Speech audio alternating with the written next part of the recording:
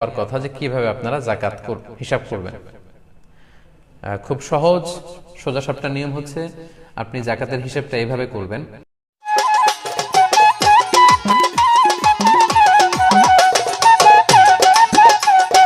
তাহলে সম্মানিত দর্শক ও শ্রোতাবৃন্দ, আমরা ইতিমধ্যে জানতে পেরেছি যে কাদেরকে আমরা জাকাত দিতে পারবো না, এবং আমরা জানতে পেরেছি যে জাকাত ফরজ হওয়ার শর্ত কি কি।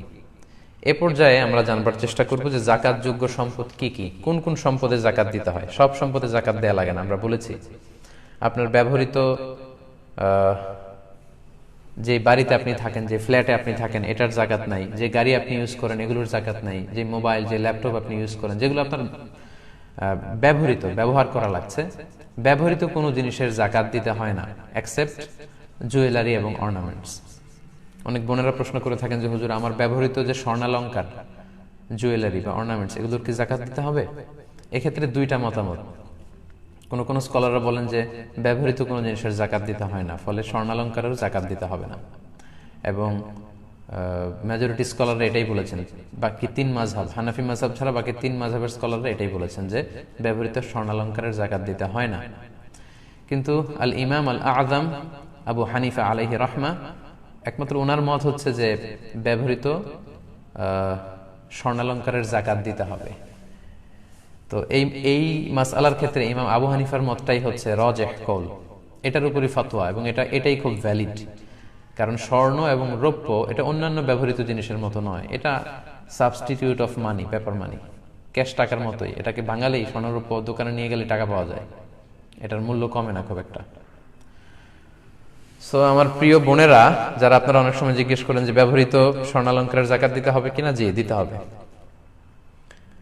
যদিও বাকি তিন মাযহাবের মতামত হচ্ছে যে দেয়া লাগবে না, শুধু ইমাম আল আযম আবু হানিফা রাহিমাহুল্লাহ উনি বলেছেন দিতে হবে, উনার মতটাই গ্রহণযোগ্য এবং এটাই সবচেয়ে ভ্যালিড।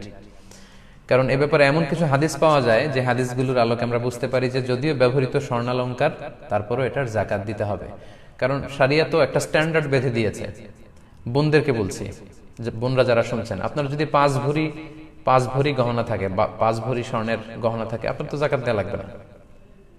6 ভরিও যদি থাকে দেওয়া লাগবে না। 7.5 ভরি মানে 85 গ্রাম, এটা একটা স্ট্যান্ডার্ড, তার মানে হিউজ পরিমাণ আপনার আছে, তখন আপনি জাকাত দিবেন। এই ক্ষেত্রে আমরা সুনানে আবু দাউদের কিছু হাদিস উল্লেখ করতে পারি। আম্মা জান আয়েশা রাদিয়াল্লাহু তাআলা আনহার হাতে বা আঙ্গুলে আংটির মতো কিছু রূপার তৈরি গহনা ছিল।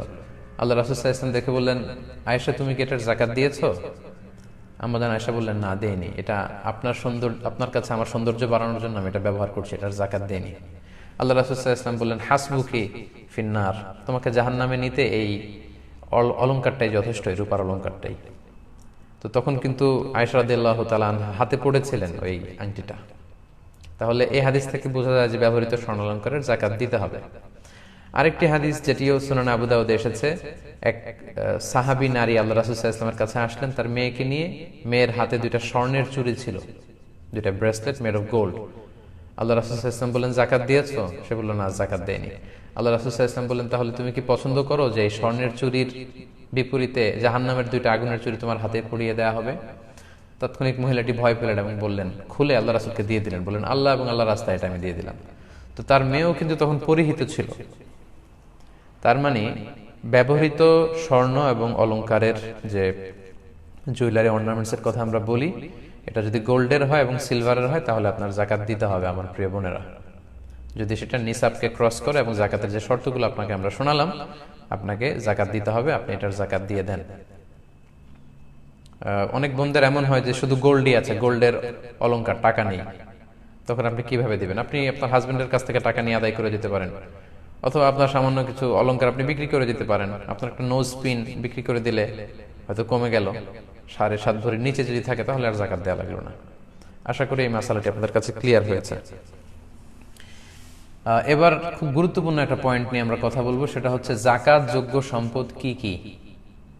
সব সম্পদে জাকাত আসে না, আপনার ব্যবহৃত জিনিসপত্রের উপর জাকাত আসে না। কি কি বিষয়ের উপর জাকাত আসে, অর্থাৎ যেদিন আপনি জাকাতের হিসাব করতে বসবেন, ওই দিন কোন কোন জিনিসকে আপনি জাকাতের আওতাভুক্ত করবেন, যেটাকে বলে জাকাতেবল অ্যাসেট, সেগুলো কি কি আমরা সেগুলো একটু শুনি। তার মধ্যে 1 নম্বর হচ্ছে সোনা রূপা।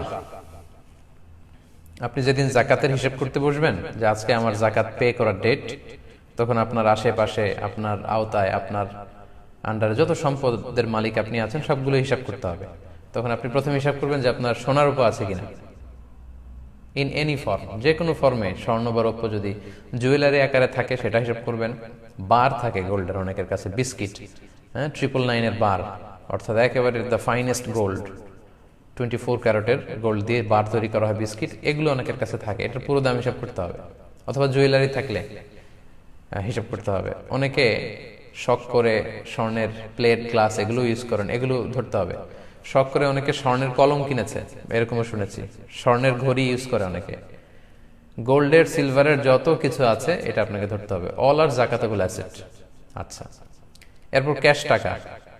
যেদিন জাকাত হিসেব করবেন, পকেটে আছে কত, ওয়ালেটে আছে কত, ড্রয়ারে আছে কত, আলমারিতে কত, ব্যাংকে আছে কত, সেভিংস অ্যাকাউন্টে কত, কিংবা কারেন্ট অ্যাকাউন্টে কত, এগুলো সব হিসাব করতে হবে। এরপর কিছু আছে ইজিলি লিকুইডেট করা যায়, মানে এগুলো ভাঙালি টাকা পাওয়া যায়, এগুলো হিসাব করবেন। যেমন প্রাইজ বন্ড কিনে রাখে অনেকে, সঞ্চয়পত্র কিনে রাখে, যেটা ডাক বিভাগের সঞ্চয়পত্র। অবশ্যই এটার থেকে যে প্রফিট আসে এটা সুদ, ওইটার উপর জাকাত আসে না, ওইটা সওয়াবের নিয়ত ছাড়া আপনি জনকল্যাণমূলক কাজে দান করে দিবেন, কিন্তু মূল যে টাকা ওইটার উপর জাকাত আসবে। ফিক্সড ডিপোজিট থাকে, ডিপিএস থাকে, ইন্স্যুরেন্স করা থাকে অনেকের, হেলথ ইন্স্যুরেন্স, লাইফ ইন্স্যুরেন্স, বিভিন্ন ধরনের ইন্স্যুরেন্স, এগুলো কিন্তু আপনাকে হিসাব করতে হবে। যেদিন আপনি জাকাতের হিসাব করতে বসেছেন ওই দিন সব হিসাব করবেন। কিভাবে করবেন? যেদিন জাকাত হিসাব করবেন ওই দিনের ডিপোজিট বা ইন্স্যুরেন্সের জন্য আপনি একটা স্টেটমেন্ট নেবেন, ওই কোম্পানি থেকে বা ব্যাংক থেকে একটা স্টেটমেন্ট নিয়ে নিতে হবে। আপনি জিজ্ঞেস করবেন যে আজকে যদি এই ইন্স্যুরেন্সটা আমি ভেঙে ফেলি তাহলে কত টাকা পাওয়া যাবে। যেহেতু ম্যাচিউরড হলে শেষে আপনি একটা টাকা পাবেন, বা ডিপোজিটের শেষে একটা টাকা পাবেন, কিন্তু আজকে যদি আমি এটাকে ভেঙে ফেলি তাহলে কত টাকা পাওয়া যাবে। তখন তারা একটা স্টেটমেন্ট আপনাকে দিবে যে আজকে এটার কত স্থিতি দেখানো হচ্ছে, ওই টাকাটা আপনাকে নোট করতে হবে। ওইটা জাকাতেবল অ্যাসেট, ওইটা আপনি হিসাব করবেন। আশা করি বিষয়টা বুঝতে পেরেছেন। এরপর সম্মানিত দিনী ভাই এবং বোনেরা, ব্যবসার সম্পদে কিন্তু জাকাত দিতে হয়, যেটাকে আরবিতে আমরা বলি উরুদুত তিজারা। যে সমস্ত জিনিস আপনি বিক্রয় করার নিয়তে কিনেছেন, আপনার কিন্তু সেটা থেকে জাকাত দিতে হবে। বিক্রির নিয়ত না থাকলে, বিজনেসের নিয়ত না থাকলে জাকাত দেয়া লাগে না। যেমন আপনি স্থাবর সম্পদ বাড়ানোর জন্য ফ্ল্যাট কিনেছেন, কেনার সময় আপনি এমন নিয়ত করেননি যে আপনি ভাড়া দিবেন, অথবা এমন নিয়ত করেননি যে আপনি এটা বিক্রি করবেন বেশি দাম পেলে, শুধু কিনে রেখেছেন আপনার রিয়েল এস্টেট বা স্থাবর কিছু সম্পদ বাড়ানোর জন্য, সেটার কোনো জাকাত নেই। অথবা জমি কিনে রেখেছেন, মশালাটা খুব ভালো করে বুঝতে হবে। জমি কিনে রেখেছেন কিংবা ফ্ল্যাট কিনে রেখেছেন স্থাবর সম্পত্তি বাড়ানোর জন্য, এটা দিয়ে বিজনেসও করতে চান না, এটা ভাড়াতেও খাটাতে চান না, সম্পদ এমনি পড়ে থাকবে, এটার উপর জাকাত আসে না। যদি ভাড়া খাটাতে চান ভাড়ার উপর জাকাত আসবে, যদি বিক্রি করতে চান তাহলে পুরো সম্পদের উপর জাকাত আসবে। তো তাহলে আপনি যদি বিজনেসম্যান হয়ে থাকেন, আপনার ব্যবসার সম্পদে কিন্তু জাকাত আসবে। সেক্ষেত্রে আপনার ব্যবসা প্রতিষ্ঠানে যেগুলো বিক্রি করার জন্য আপনি নিয়ে বসেছেন সেগুলোর হিসাবটা ওই দিন করতে হবে, যেদিন আপনি জাকাতের হিসাব করবেন। কিন্তু আপনার ব্যবসা প্রতিষ্ঠানে, আপনার কোম্পানিতে যে ফিক্সড অ্যাসেট আছে এগুলো কিন্তু হিসাব করা লাগবে না। যেমন আপনার একটা ফ্যাক্টরি আছে, ওই ফ্যাক্টরিতে যে ফিক্সড অ্যাসেট আছে, লেটস সে ফ্যাক্টরির যে জায়গা, যে জায়গার উপর ফ্যাক্টরি গড়ে তুলেছেন, ওইটার হিসাব করা লাগবে না, এটা জাকাতেবল অ্যাসেট না।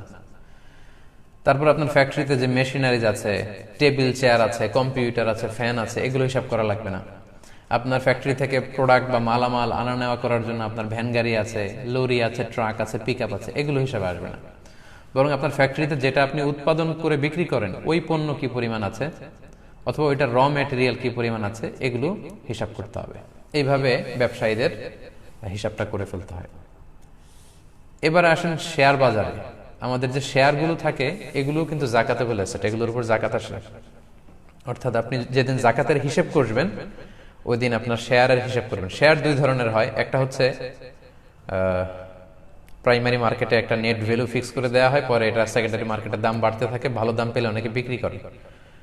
তো যেদিন আপনি জাকাতের হিসাব করবেন ওই দিন আপনার শেয়ারের সেকেন্ডারি মার্কেটে বিক্রয়ের জন্য যদি হয়, তাহলে ওই দিন যে মূল্য বাজারে দেখাচ্ছে, মানে এখনই এই শেয়ারগুলো বিক্রি করে দিলে আপনি যত টাকা পাবেন এটা আপনাকে হিসাব করতে হবে। এটা কিন্তু জাকাতেবল অ্যাসেট, জাকাতযোগ্য সম্পদ, এটাকে আপনাকে হিসাব করতে হবে। আর কিছু কিছু শেয়ার আছে বিভিন্ন কোম্পানিতে বিনিয়োগ করেছেন, বিভিন্ন কোম্পানির শেয়ার আপনি কিনেছেন লং টার্ম ইনভেস্টমেন্টের জন্য, সেক্ষেত্রে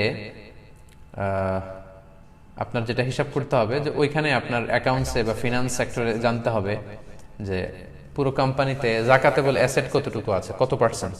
বড় কোম্পানিগুলোতে জাকাতেবল অ্যাসেট কত পার্সেন্ট আছে এই হিসাবটা বের করে আপনার শেয়ারে কতটুকু জাকাতেবল অ্যাসেট পড়ে সেটা আপনাকে নোট করে নিতে হবে। এগুলোর ক্ষেত্রে যে শেয়ার বিক্রির ক্ষেত্রে, পণ্য বিক্রির ক্ষেত্রে বিক্রয় মূল্য বাজারে নিয়ে বিক্রয় করলে আপনি যত টাকা পাবেন ওইটা ধরা হবে।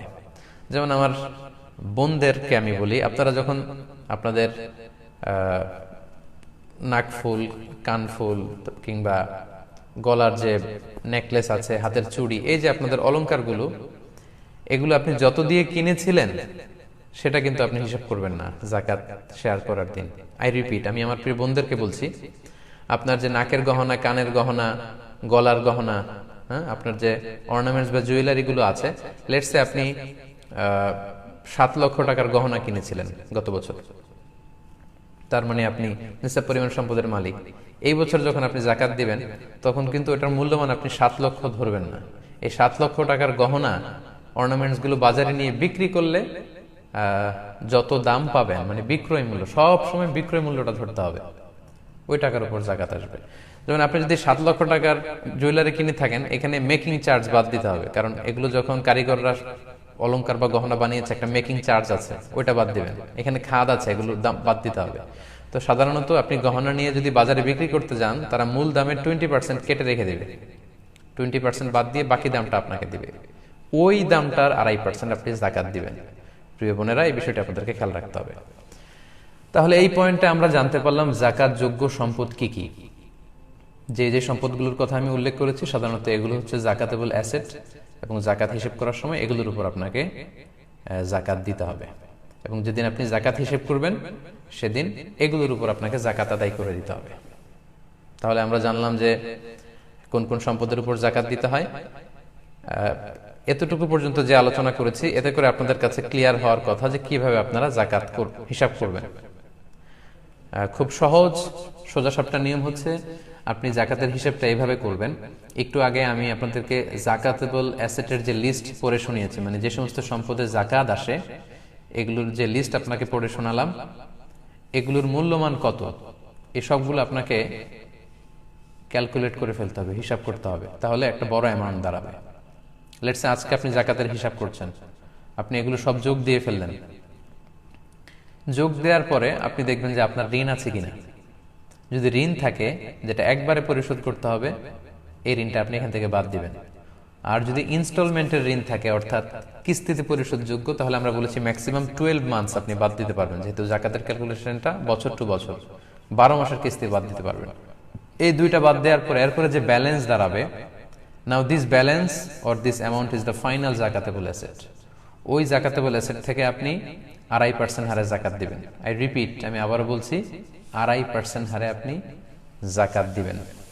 এবং অবশ্যই সেটা 1 চন্দ্র বছর অনুযায়ী হিসাব করতে হবে। যদি আপনি সোলার ইয়ার অনুযায়ী হিসাব করেন, অর্থাৎ একজন রজব মাসে নিসাব পরিমাণ সম্পদের মালিক হয়েছিলেন, তার মানে এরপরের বছর রজব মাসে আপনি জাকাত দিবেন। কিন্তু আপনি রজব, মুহররম এই মাসগুলো হয়তো মুখস্থ রাখেননি বা ভালোভাবে জানেন না, আপনি সোলার ক্যালেন্ডার ফলো করেন, জানুয়ারি ফেব্রুয়ারিতে অভ্যস্ত, তাহলে সেটাও আপনি করতে পারেন যে আপনি জানুয়ারির 5 তারিখে যদি নিসাব পরিমাণ সম্পদের মালিক হন, এটা যদি 1 বছর থাকে, তাহলে পরের বছর জানুয়ারিতে যদি আপনি জাকাত দিতে চান, সেক্ষেত্রে কিন্তু আবার আপনার জাকাত 2.5% আদায় করলে হবে না। সেক্ষেত্রে আপনাকে 2.5% দিলে হচ্ছে না, আপনাকে দিতে হবে 2.58%। তখন জাকাতের পার্সেন্টেজ বেড়ে যাবে।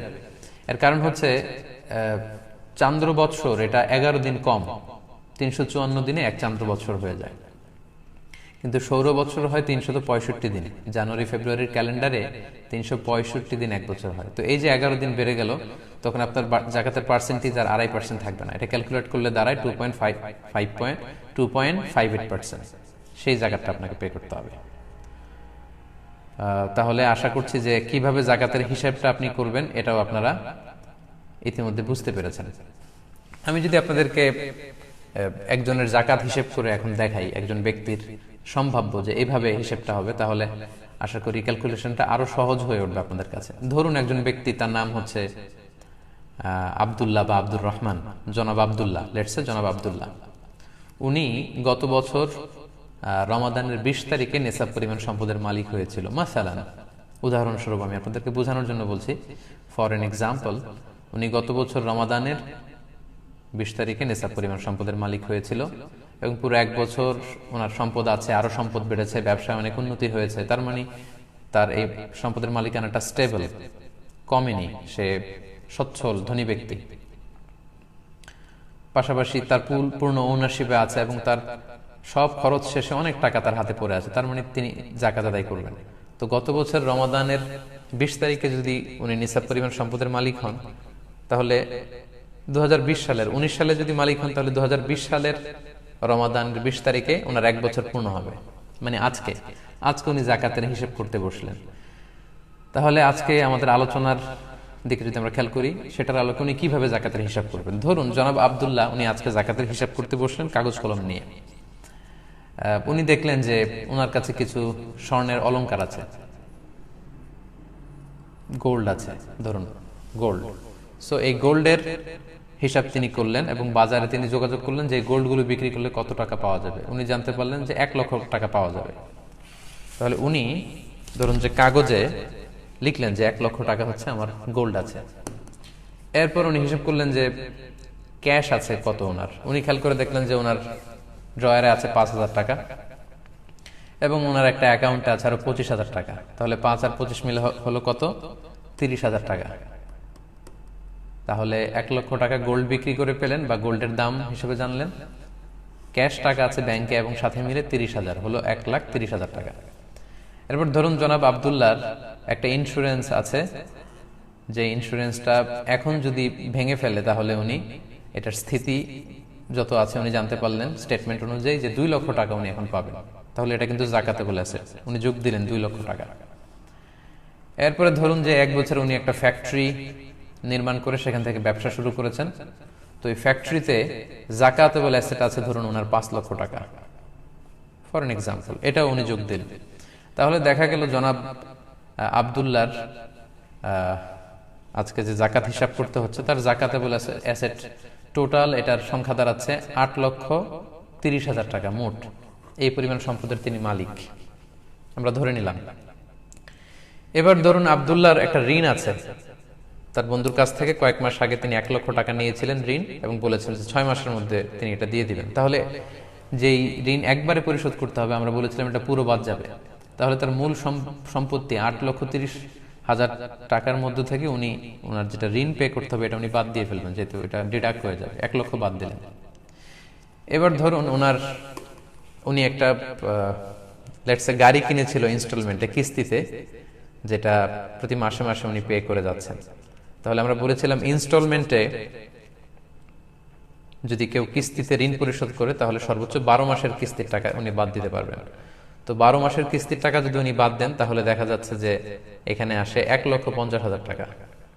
এটাও কিন্তু উনি টোটাল টাকা থেকে বাদ দিতে পারবেন। তাহলে জনাব আব্দুল্লাহর মোট জাকাতযোগ্য সম্পদ বা যাকাতেবল অ্যাসেট আমরা যোগ করে পেলাম 8,30,000 টাকা এবং ওনার 2টা ঋণ আছে, একটা এককালীন পরিশোধযোগ্য আর একটা কিস্তিতে বা ইনস্টলমেন্টে পরিশোধযোগ্য। এই 2টা যদি আমি যোগ দিই তাহলে হচ্ছে 2.5 লক্ষ টাকা। তাহলে ওনার মূল সম্পদ 8,30,000 টাকা থেকে আমরা যদি 2.5 লক্ষ টাকা বাদ দিয়ে দেই তাহলে জনাব আব্দুল্লাহর কাছে এখন থেকে যাচ্ছে 5,80,000 টাকা। এই 5,80,000 টাকা হচ্ছে ওনার যাকাতেবল অ্যাসেট। এই 5,80,000 টাকার উপর থেকে উনি 2.5% হারে যাকাত দিবেন। 5,80,000 টাকাকে যদি 2.5% দিয়ে উনি ভাগ দেন তাহলে দেখা যাবে যে ওনার যাকাতের টাকাটা বের হয়ে আসছে। তো 5,80,000কে 2.5% হারে যদি আমরা হিসাব করি তাহলে ওনার 14,500 টাকা যাকাত আসে। বাংলাদেশি টাকায় 5,80,000 টাকা থেকে 2.5% যাকাত আসে 14,500 টাকা। তো জনাব আব্দুল্লাহ সাহেবকে এই 14,500 টাকা আল্লাহর বর্ণিত যে 8টি খাত আছে যে কোনো একটি খাতে যাকাত আদায় করে দিতে হবে। সম্মানিত সুধী, আশা করি এই সহজ পদ্ধতিতে আপনারা যদি যাকাতের ক্যালকুলেশন করেন তাহলে যাকাত নিয়ে যে আমাদের দুর্বোধ্যতা, আমরা মনে করি হিসাবটা খুব জটিল, এই জটিলতা আপনাদের থাকবে না এবং সহজে আপনারা আপনাদের যাকাতের ক্যালকুলেশন করে ফেলতে পারবেন বলে আমি আশা করছি। তাহলে আমি যদি একটু আবার রিভাইজ করি তাহলে আমরা দেখব যে আজকে আমরা শিখলাম যে কাদেরকে যাকাত দেওয়া যাবে না, তারপর আমরা জানতে পারলাম যে জাকাত ফরজ হওয়ার 5টি শর্ত আছে, সেগুলো কি কি।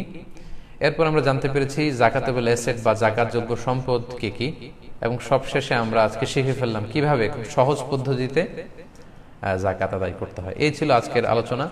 আগামী লাইভে ইনশাআল্লাহ আমরা ফসলের জাকাতের ব্যাপারে বলবো, কিভাবে আমাদের যারা ধান চাষ করি, পাট চাষ করি, বিভিন্ন গম চাষ করি, বিভিন্ন জিনিস আলু চাষ করি, এই যে আমরা ফসলের যে জাকাতের হিসাব আছে, অসুর নিসফে অসুর 5%, 10%, এটার বিধানটাকে খুব সংক্ষেপে আপনাদের সাথে শেয়ার করব, এবং পাশাপাশি কিভাবে কি দিয়ে জাকাত দিলে খুব প্রোডাক্টিভ ওয়েতে এই জাকাতটা আদায় হবে, এই বিষয়ে আমরা কথা শুনবো ইনশাআল্লাহ। এবং আগামী পর্বের লাইভটি হবে রমাদানের আমাদের সাপ্তাহিক লাইভের সর্বশেষ লাইভ।